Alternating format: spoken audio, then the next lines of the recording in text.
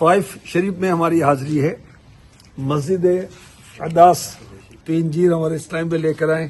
یہ دیکھیں ماشاءاللہ انجیر اللہ کی نعمت، اور جو فریش تین جو ہے یہ بہت ہی فائدہ مند ہے، کمر درد کے لیے، جوڑوں کے درد کے لیے، معدے کے امراض کے لیے بہت مفید ہے.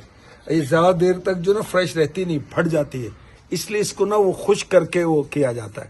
خیر اس پھل کا قرآن پاک میں ذکر ہے، والتین والزیتون وطور سینین وہذا البلد الامین. انجیر کی قسم اللہ پاک نے قرآن کریم میں جن جن چیزوں کی قسمیں یاد فرمائی ہیں، تو اس کا مطلب کیا ہے کہ کیوں قسم یاد کی؟